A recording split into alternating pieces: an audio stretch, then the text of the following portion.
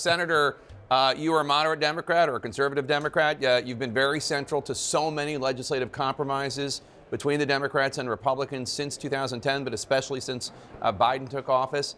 Is this dysfunction worse that we're seeing this week than what you've seen in the past? And who do you ultimately blame for the failure of the border bill to become law? Well, let me just say this. First of all, Jake, I'm an American. And I think that's how most of us should be feeling right now. What do we do to bring our country together? Next of all, what we saw on the floor today of the United States Senate, which I can't even imagine. You've been covering it so many different ways and angles, and I think you've been spot on. This reaffirms why I did not run for re-election, because I have come to the conclusion we're not going to fix the political posturing in Washington, here in Congress, from Washington. It'll be fixed from outside of Washington. This is absolutely unheard of, what you saw happen, and a reversal of absolutely proportion that we've never seen before. 18,000 Border Patrol agents have all said this would be the best bill they've ever seen in at least the last 2 decades or more. It'll control the border. It stops catch and release. It's changing the interpretation and definition of asylum. It holds people. It doesn't put anybody back in our country. It puts 1,800 new agents out and 1,500 new ICE agents out in the country to make sure that we adjudicate as quickly as possible people that have been let go, to make sure whether they deserve to be here or not. All these things is everybody's talked about forever. Now, they're blaming the Biden administration. They have a right to. The Biden administration from day one I've disagreed with on their border. But when you have a chance to change and everyone come to an agreement with President Biden and everyone else agreeing that this bill will give us the tools to secure our border, and politics raises its ugly head, absolutely it's from the bowels of wherever to say, no, I'm sorry, that's not going to be good for my politics. Well, I'm sorry to all of my friends and colleagues. This is for America. This is good for our country. Start putting your country before yourself. Quit worrying about being a Democrat or Republican getting reelected. If you have to do this to get reelected, then you shouldn't want to serve. So just to be clear, though, what Mitt Romney said, and I haven't seen any compelling argument to the contrary, is that the reason that this was going to fail, he said a few days ago, was because Donald Trump wants the issue to run on against Biden and would rather have that, and many Republicans seem to acquiesce to that. Is that your understanding of why this all happened? Well, that's the appearance of what happened, because basically it was moving down a pathway of passing. When you put James Lankford, who's one of the most sincere conservatives you're ever going to meet, with the values and morals of any human being would be happy to have and aspire to, and do what he did for the sake of our country, and put this out there and negotiated hard and got a bill that basically shut the border, secured our borders.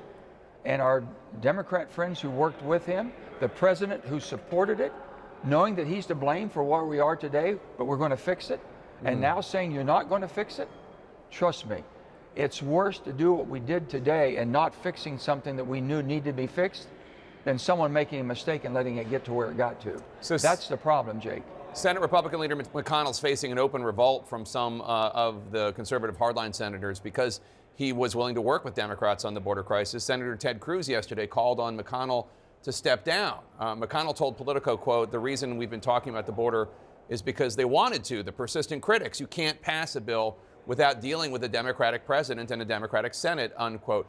How would you rate McConnell's leadership on this issue? Well, first of all, Jake, I have more respect for Mitch McConnell today, doing what he thinks is right and doing what is truly right for our country, because he and I have had our differences philosophically and ideology-wise. I understand that.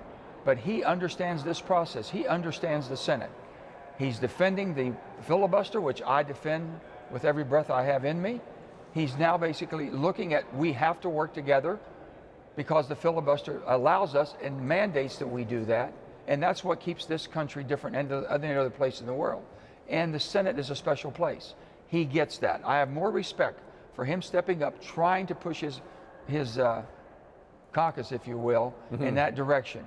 I cannot believe that they have done what they did. I've always said this, if I can go home and explain it, Jake, I'm fine with it. No president's going to tell me what to do. No leader of any party is going to tell me what to do. And I've been that person, I always will be. For someone to threaten that you're going to defeat me if I don't vote the way you want me to, then go ahead and defeat me. I wouldn't want to be here anyway.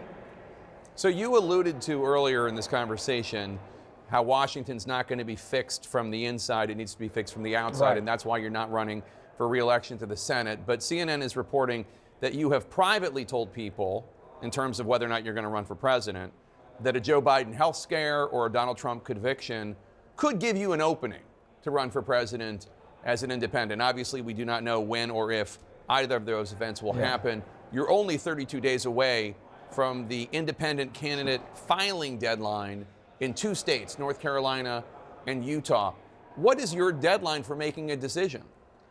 Well, Jake, I said look at Super Tuesday. I think Super Tuesday will define what we have and what we're dealing with. There's so many good people, and I would like to see the grand old party be grand again. I would like to see the Democratic Party be that responsible, sensible voice of the people again.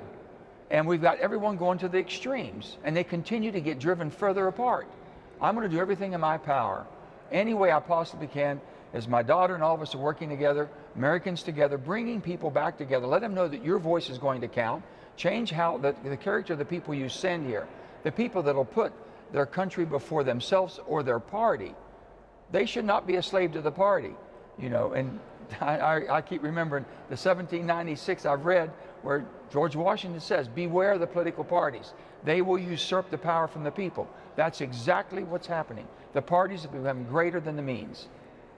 Democratic Senator Joe Manchin of West Virginia, always good to have you on, sir. I'm sorry that it's under such disappointing conditions. Jake, it's more than disappointing. It's dangerous, extremely dangerous what we're doing today. This has to be reversed, and the people should demand it. Those who said they were going to vote, it was the greatest bill that they'd ever seen. It's finally we're fixing it, and then backed away in 24 hours because someone or led them to believe that it'll be harmful to their political career. Ask them why, who sent them, who they work for. Senator Joe Manchin, good to see you, sir. Coming up Thank next, you. the case Donald Trump is bringing before the U.S. Supreme